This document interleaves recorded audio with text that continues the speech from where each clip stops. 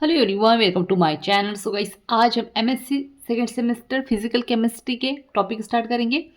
उसमें हम टॉपिक का नाम है माई सेल्स। ठीक है, तो इसका हम सबसे पहले टॉपिक लेंगे सरफेस एक्टिव एजेंट, और साथ ही में इसका हम क्लासिफिकेशन भी देखेंगे। ठीक है, तो सो गाइस, ये एग्जाम के तौर पे काफ़ी ज़्यादा इंपॉर्टेंट एग्जाम टॉपिक है जो हमेशा एग्जाम में आते रहते हैं, इसलिए आपको इसको अच्छे से नोट करके जाना है।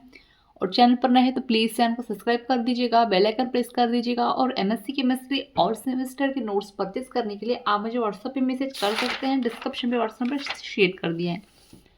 तो चलिए देखते हैं आगे।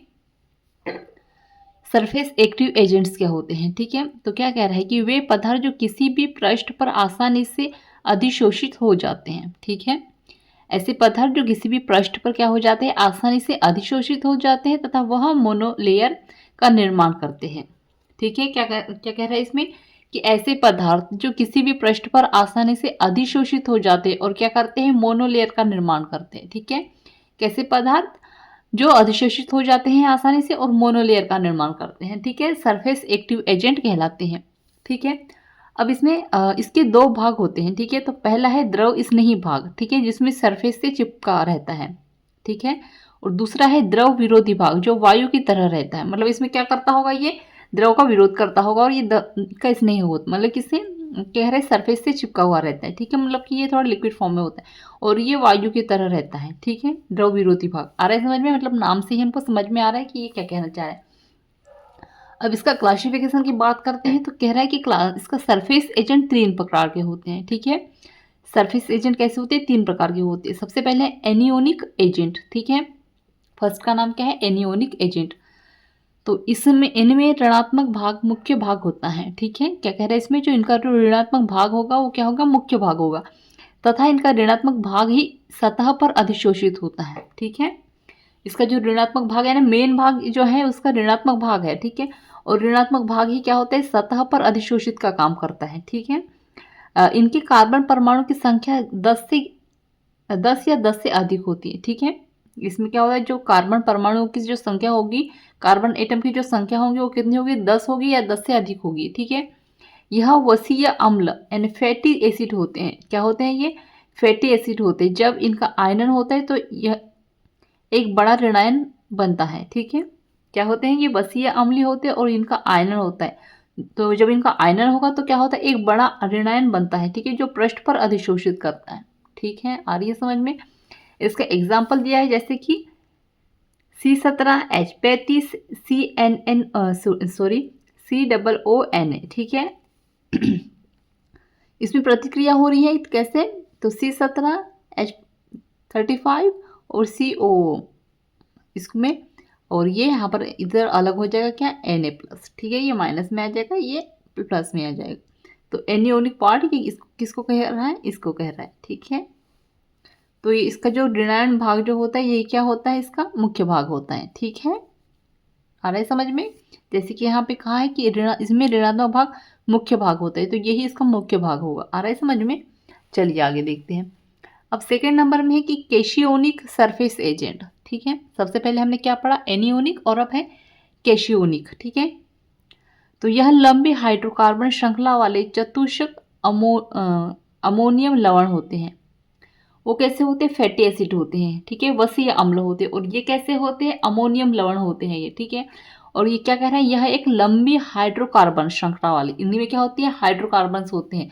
हाइड्रोकार्बन्स की एक चेन होती है जो चतुष्क अमोनियम लवण होते हैं इसमें। ठीक है, हाइड्रोकार्बन चेन होती है और उसमें चतुष्क अमोनियम लवण होते हैं। ठीक है, जब इनका आयनन होता है तो बड़ा धनायन बनता है जो पृष्ठ पर अधिशोषित होता है। अब यहाँ पर देखिएगा, यहाँ पर ऋणायन जो बनता है जो पृष्ठ पर अधिशोषित होता है, और इसमें क्या होता है, धनायन बनता है जो पृष्ठ पर अधिशोषित होता है। ठीक है, जैसे कि यहाँ पे देखिएगा, यहाँ पे अमोनिया दिया गया है। ठीक है, ये CH3 CH2 CH3 CH3 CH3 N के साथ जुड़ा हुआ है और ये प्लस में है। ठीक है, प्लस Br। ठीक है, इस तरह से। तो इसका आपको एग्जाम्पल इसको एक एग्जाम में लिख कर आना है। ठीक है, आगे देखते हैं।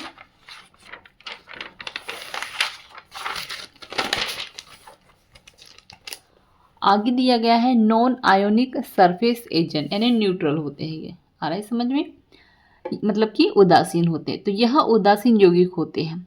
देखिएगा काफ़ी ज़्यादा इजी है याद करना इनको। एक तो ऋणात्मक होता है, एक धनायन होता है और एक होता है उदासीन। ठीक है, मतलब इसका क्लासिफिकेशन आपको ज़्यादा मतलब कि ज़्यादा माइंडली ज़्यादा हार्ड नहीं है, काफ़ी इजी है। आप अच्छे से अगर एक दो बार इसको पढ़ेंगे तो काफ़ी अच्छे से याद हो जाएगा और ये काफ़ी ज़्यादा इंपॉर्टेंट टॉपिक है। ठीक है, हमेशा एग्जाम में आता है।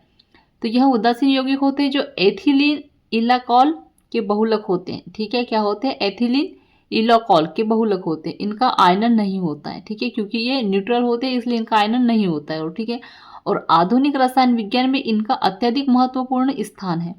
ठीक है, जो आधुनिक रसायन विज्ञान है या आधुनिक केमिस्ट्री में इनका अत्यधिक महत्वपूर्ण स्थान है।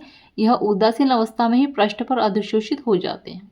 ठीक है, जैसे धनायन है तो वो सरफेस पर अधिशोषित हो जाते हैं, वैसे ही ऋणात्मक भी होते हैं वो भी, मतलब ठीक है सब में। तो ये लाइन आपको अच्छे से याद कर लेनी है, मतलब ये रटी रटा ये है इस सब तीनों को। जैसे न्यूट्रॉन है तो धनायन है, ऋणायन है, धनायन है और उदासीन है, तो इसकी वाली सेम चीज़ें वहाँ ऐड कर देनी है। ठीक है, जैसे यह उदासीन अवस्था में ही पृष्ठ पर अधिशोषित हो जाते हैं। जैसे धनायन है, केशन है तो वो पृष्ठ पर ही अधिशोषित हो जाते हैं। ऋणायन है तो वो पृष्ठ पर सरफेस पर अधिशोषित हो जाते हैं। ठीक है, और इसका एग्जाम्पल दिया है +NHO single bond CH2 single bond CH2 single bond, फिर यहाँ पर जुड़ा है OH + NH।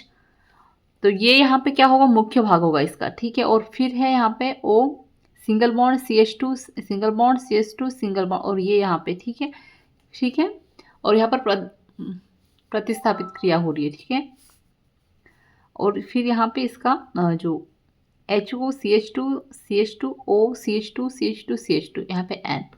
ठीक है, तो ये क्या होगा? ये इसका न्यूट्रल पार्ट होगा O CH2 CH2 OH। ठीक है, तो यहाँ पर क्या हो रहा है? ये क्या दर्शा रहा है? नॉन आयनिक एजेंट यहाँ पर दर्शा रहा है। ये आ रहा है समझ में? सो गाइस यहाँ पे जो है हमारा टॉपिक एंड होता है। सो आई होप आपको काफ़ी अच्छे समझ में आ गया होगा। सो प्लीज़ चैनल को सब्सक्राइब कर दीजिएगा, बेल आइकन प्रेस कर दीजिएगा, और MSc केमिस्ट्री और सेमेस्टर के नोट्स परचेस करने के लिए आप मुझे व्हाट्सएप पे मैसेज कर सकते हैं। डिस्क्रिप्शन में व्हाट्सएप नंबर शेयर कर दिया है। Thank you.